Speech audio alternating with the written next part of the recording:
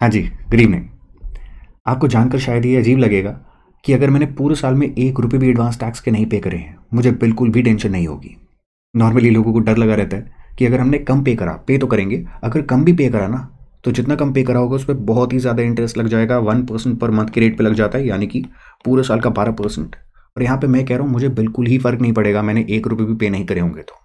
ये इतना ज़्यादा थॉट प्रोसेस में डिफरेंस क्यों निकल के आ रहा है? एनालिसिस की वजह से। और वही आज मैं आपको करवाने वाला हूँ।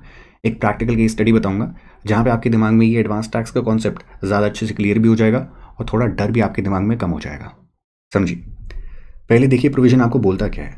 वो कहते हैं कि साल चालू होने के बाद ना आप पूरे साल में जो भी इनकम कमाने वाले हैं वो एस्टिमेट करिए, उसका अंदाज़ा लगाइए।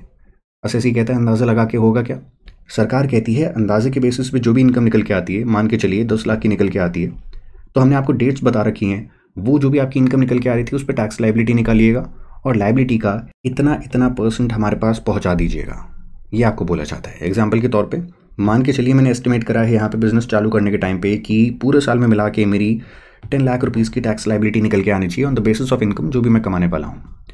तो अगर 10 लाख की लाइबिलिटी आती है तो मुझे सरकार को एडवांस टैक्स कब कब कितना कितना देना होगा वो बताता हूँ मैं आपको। अगर मैं कायदे से पेमेंट करता हूँ, प्रॉपर पेमेंट करता हूँ, तो ये वाली डेट तक टोटल टैक्स का 15% मुझे सरकार को देना होगा, यानी कि 10 लाख का 15% 1.5 लाख यहाँ पे जमा करवाना होगा। उसके बाद ये वाली डेट आएगी और यहाँ पे बोला जा रहा है 45% जमा करवा दीजिएगा, यानी कि टोटल टैक्स का 45% कितना निकल के आएगा? 4.5 लाख। पूरे जमा करवाऊंगा? नहीं, 1.5 मैंने जमा करवा रखे हैं, तो रिमेनिंग 3 लाख रुपए यहाँ पे जमा करवा दूंगा। टोटल सरकार के पास 4.5 लाख पहुँच जाएंगे। उसके बाद ये वाली डेट आएगी, सरकार कहती है टोटल टैक्स का इतना हमारे पास पहुँच जाना चाहिए। 4.5 लाख रुपए जमा करवा रखे हैं, 3 लाख रुपए और दे दूंगा, 7.5 लाख रुपए उनके पास पहुंच जाएंगे। एंड फाइनली यहाँ तक सरकार कहती है टोटल आपका पूरा जितना भी टैक्स है वो हमारे पास पहुंच जाना चाहिए। और वो करने के लिए मैं क्या करूंगा? 2.5 लाख रुपए जमा करवा दूंगा और वो जमा करवाते ही मैंने पूरी की पूरी जो लाइबिलिटी है एडवांस टैक्स पे करने की, वो प्रॉपर्ली मैंने पे कर दी है। अब यहाँ पे मान के चलिए साल खत्म होने के बाद कुछ और ही पता चलता है। स्टार्टिंग में मैंने एस्टिमेट करा था मेरी टोटल टैक्स लाइबिलिटी 10 लाख की निकल के आएगी, लेकिन इवेंचुअली कितने की निकल के आ जाती है? 50 लाख की निकल के आ जाती है। तो मैंने जो भी पेमेंट करी है क्या वो कम होंगी? बिल्कुल, 50 लाख के हिसाब से ज़्यादा होनी चाहिए थी।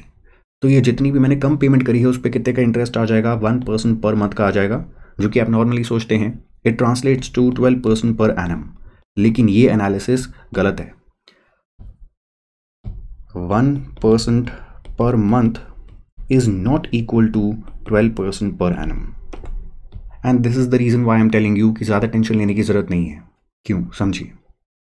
मान के चलिए मैं एक ऐसी हूँ जिसका 10 लाख रुपीज़ का अमाउंट निकल के आ रहा है जो भी टैक्स की तरह मुझे पूरे साल में पे करना होगा, और मैंने 1 रुपये भी पे नहीं करे हैं, कुछ भी नहीं पे करा एडवांस टैक्स के नाम पे। अभी भी मुझे टेंशन क्यों नहीं होने वाली? अब समझिए। देखिए सरकार ने क्या बोला था, यहाँ तक टोटल टैक्स का 15% यानी कि इतना पहुँचा दीजिएगा। मैंने नहीं पहुँचाया तो क्या होने वाला है? सेक्शन नंबर 234C, यहाँ पे इंटरेस्ट आने लग जाएगा, जहाँ पे ये वाले अमाउंट को 1% के रेट से इंटरेस्ट इसके ऊपर लगाया जाएगा। कितने महीनों के लिए? 3 महीनों के लिए। तो ये अमाउंट को ये रेट से अगर इतने पीरियड के लिए मल्टीप्लाई करा जाता है तो अमाउंट निकल के आ जाता है 4,500 रुपये का। तो ये टाइम पे ना पे करने की वजह से इतना इंटरेस्ट मुझे पे करना पड़ेगा। बात करिए दूसरी इंस्टॉलमेंट की। 15 सितंबर तक मुझे बोला गया था टोटल टैक्स का 45% पहुँचा दीजिएगा, यानी कि इतना। मैंने नहीं पहुँचाया, मैंने 1 रुपये भी नहीं दिए, जैसे कि मैंने आपको बताए थे। तो इस पे अगर आप इसको 1% से मल्टीप्लाई करेंगे, वो भी 3 महीनों के लिए, तो अमाउंट कितने का निकल के आ जाएगा? 13,500 कितने का निकल के आ जाता है इंटरेस्ट के नाम पे, वो भी मैंने लिख दिया। आगे यहाँ पे इस पर्टिकुलर पॉइंट पे मुझे बोला गया था 75% पहुँच जाना चाहिए, मैंने कुछ भी नहीं पहुँचाया है।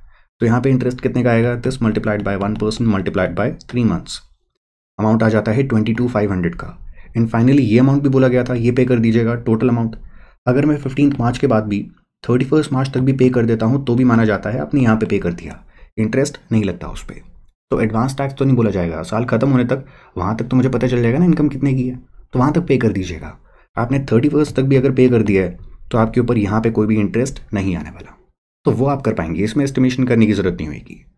तो अगर आपने ये तीनों पे नहीं भी करे हैं, साल के दौरान पेमेंट नहीं भी करी है कोई भी एडवांस टैक्स की, तो टोटल कितना पे करना पड़ा आपको इंटरेस्ट के नाम पे?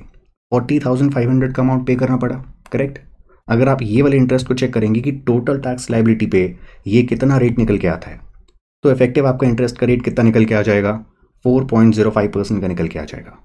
कैसे? 40,500 का इंटरेस्ट आपको पे करना पड़ा है 10 लाख रुपए की टैक्स लाइबिलिटी पे, जो कि कितना निकल के आ जाता है? 4.05%, इतने का रेट निकल के आ जाता है। आप बैंक में भी ये वाले पैसे को रख लेंगे ना, अगर ये जो भी आपको पे करना पड़ रहा था, तो भी आपको इससे ज़्यादा रिटर्न मिल जाएगी जो कि सरकार आपसे एक्सपेक्ट कर रही है इंटरेस्ट के नाम पे। तो यहाँ पे ये मत सोच के चलिए सरकार आपको बहुत ही ज़्यादा पनिश कर रही है अगर आपने एस्टिमेशन टाइम पे ढंग से नहीं करी है तो। यहाँ तो मैंने आपको वो केस बताया जहाँ पे आपने कुछ भी नहीं पे करा है।